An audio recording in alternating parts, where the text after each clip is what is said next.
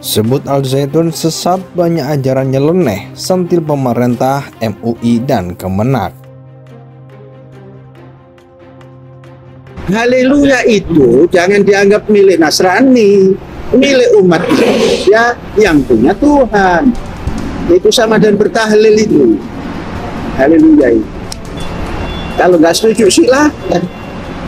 Setuju silakan, nggak setuju silakan. Kita ingatkan kepada seluruh masyarakat, khususnya para santri, untuk betul-betul berhati-hati, jadi saring sebelum sharing, sehingga kemudian hal-hal yang bisa memecah belah bangsa, yang bisa memecah belah persatuan itu harus dihindari. Tentunya siapapun pemimpinnya, sekali lagi, siapapun pemimpinnya, yang namanya persatuan dan kesatuan di atas segalanya, karena siapapun itu membutuhkan persatuan dan kesatuan masyarakat, persatuan dan kesatuan bangsa untuk menjalankan program-program nasional ke depan, menghadapi tantangan global yang penuh ketidakpastian. Kita telah membentuk tim, dan tadi juga kita akan bekerja sama dengan RMI untuk memantau sharing idea yang berasal dari nilai-nilai agama masing-masing, baik Islam dan Muslim, untuk mencari model bagaimana kita bisa hidup koeksisten bersama-sama, saling menghormati, respect each other, saling hidup berdampingan, dan saling bantu-membantu antar kelompok agama atau antar agama, antar suku, dan antar bangsa untuk bersama-sama menjadi bangsa yang satu yang kokoh. Terhadap Majelis Ulama yang menginisiasi untuk mengajak tokoh-tokoh Islam dunia untuk mengambil peran penting di dalam menjaga perdamaian dunia, dan tidak hanya dihadiri oleh tokoh agama Islam, tapi dihadiri oleh seluruh agama ini. Jadi tokoh agama ini harus berperan di dalam rangka menjaga, menciptakan dunia yang lebih aman, lebih damai, lebih adil tentunya.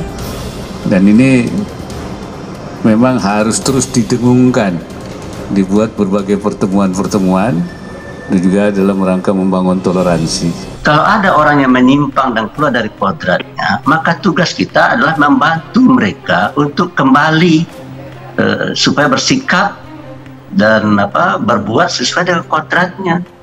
Oleh itu menurut saya juga tidak setuju kita mendiskriminasi ya, tapi kita harus membantu dan mengulurkan tangan kita untuk memberikan pendidikan kepada mereka, memberikan penjelasan kepada mereka, dan kalau perlu meminta bantuan para saintis dan ahli medis ya untuk menolong mereka. Begitu. Oleh karena itu bagi saya yang terpikir ya, ini adalah sebuah tindakan menyimpang dari kodrat, dan itu tidak boleh kita biarkan. Tetapi kita juga tidak boleh bersikap pasif gitu.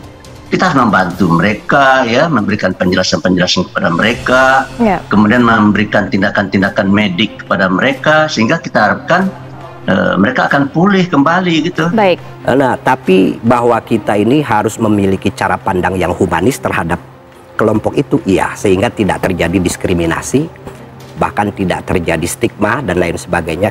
Jadi bagi saya harus ada cara pandang yang simpatik. Apakah ini kodrat atau bukan kodrat, itu tadi saya sering tanya kepada mereka.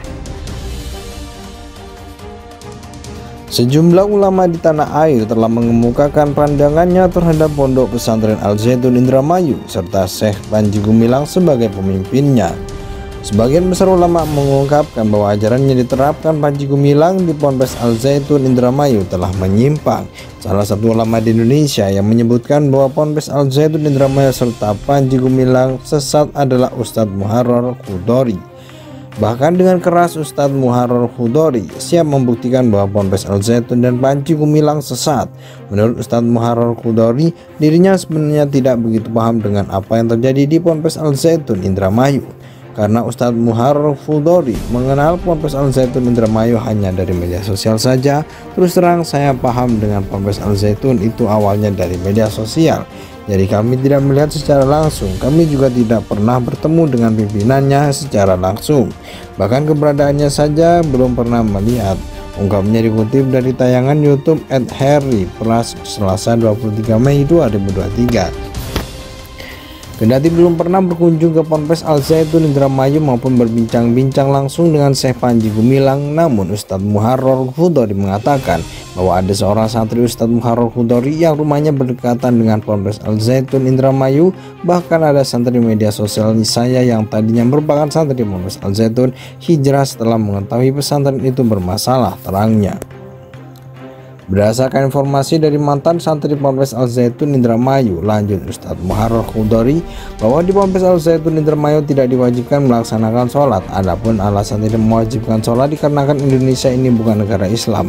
Kemudian peraturan-peraturan yang ada di Ponpes Al Zaitun Indramayu banyaknya nyeleneh. Di sana juga tidak bermadhab terhadap yang 4 ulama, lanjutnya. Kemudian terkait pernyataan Syekh Panji Gumilang yang selalu mengagung-agungkan Israel, menurut Ustadz Muharrar Khudori, Syekh Panji Gumilang artinya setuju dengan kemungkaran yang dilakukan Israel kepada umat muslim di Palestina. Saya siap datang ke Al Zaitun debat ilmiah sama Panji Gumilang. Kalau dia tidak mau berdiskusi dengan saya maupun dengan ulama-ulama lainnya, sudah dipastikan bahwa dia itu sesat, sebutnya. Dalam kesempatan tersebut, Ustadz Muharrar Khudori juga mendesak kepada pemerintah Indonesia, MUI, serta Kemenak untuk segera mengambil tindakan, karena kalau tidak segera ditindak akan membahayakan. Ternyata pondok pesantren Al Zaitun Indramayu, Jawa Barat memiliki aliran dana mencapai setengah triliun atau setara 595,2 miliar per tahunnya. Wow, fantastis. Ponpes Al Zaitun Indramayu sejak dulu dikenal sebagai salah satu pesantren termegah dan terluas di Indonesia dan Asia. Tak main-main Panji Gumilang saat menyampaikan orasi ilmiah wisuda Al-Aziz beberapa hari lalu menyebutkan aliran dana yang dimiliki Ponpes Al Zaitun Indramayu lebih dari setengah triliun atau mencapai 595,2 miliar. Ya, kalau soal dana tak sampai triliunan, hanya 595,2 miliar, ujar Panji Gumilang. Panji menjelaskan mengenai sumber dana yang dimiliki, yakni berasal dari hasil pengelolaan investasi uang kas, belum lagi ditambah anggaran yang berasal dari masing-masing wali santri.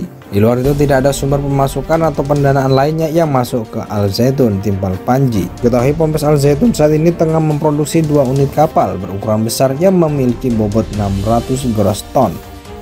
Jika dihitung biaya pembuatan kapal dan pembangunan pabrik itu membutuhkan dana cukup besar. Biaya yang dikeluarkan untuk investasi produksi kapal ini juga, kata Panji Gumilang, akan menjadikan sumber dana Ponpes Al Zaitun Indramayu.